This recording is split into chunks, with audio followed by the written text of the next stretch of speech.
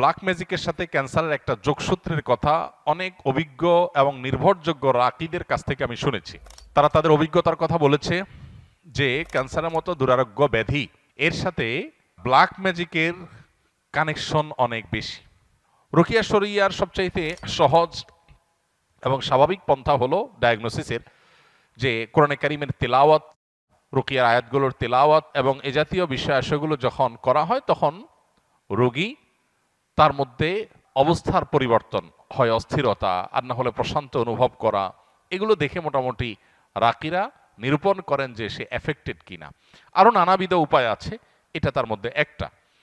তো এই যে নাম বাপের নাম জেনে পুরা গোষ্ঠীর ডায়াগনোসিস করা, দূর থেকে শুধুমাত্র এই নাম দিয়ে ডায়াগনোসিস করা, এটাকে রুকিয়া শরিয়ার সাথে জড়িত রাকিরা সঠিক বলেন না। এটা হলো একটা কথা।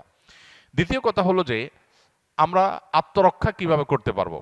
আসুন্নাহ ফাউন্ডেশন থেকে ইনশাআল্লাহ আগামী সপ্তাহের মধ্যেই আশা করছি আমরা একটা লিফলেট আমরা প্রকাশ করব, যেটা আসুন্নাহ ফাউন্ডেশন অফিস থেকে সংগ্রহ করা যাবে বা অনলাইন থেকে আমাদের ওয়েবসাইটগুলো থেকে ডাউনলোড করে নামিয়ে নেওয়া যাবে। কেউ চাইলে ফ্রি সংগ্রহ করে বিতরণও করতে পারবে ইনশাআল্লাহ।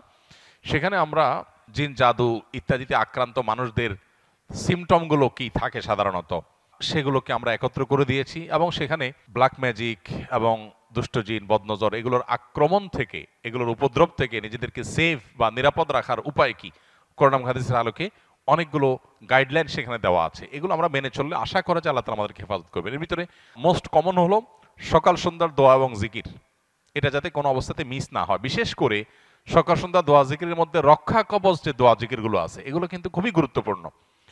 তিনকুল, বিসমিল্লাহিল্লাযী লা ইয়াদুররু মা ইসমিহি, তারপরে আপনার হাসবিয়াল্লাহু লা ইলাহা ইল্লাহু, আয়াতুল কুরসি, এই রক্ষা কবচ আমলগুলো বিশেষভাবে পালনীয় সকাল সন্ধ্যায়।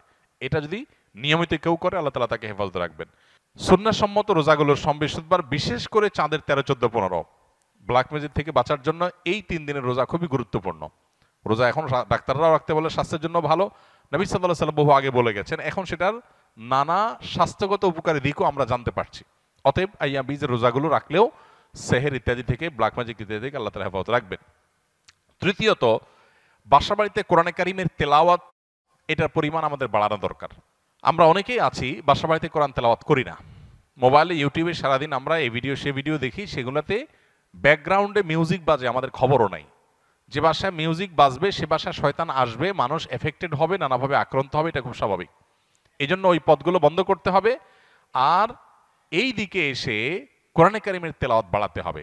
শুধু তেলাওয়াত না, সরবে তেলাওয়াত, উচ্চস্বরে তেলাওয়াত। উচ্চস্বরে বলতে চিৎকার চেঁচামেচি আমি বলছি না, যতটুকু শব্দ দিয়ে স্বাভাবিকভাবে তেলাওয়াত করা যায় বাসার বাড়িতে ততটুকু তেলাওয়াত।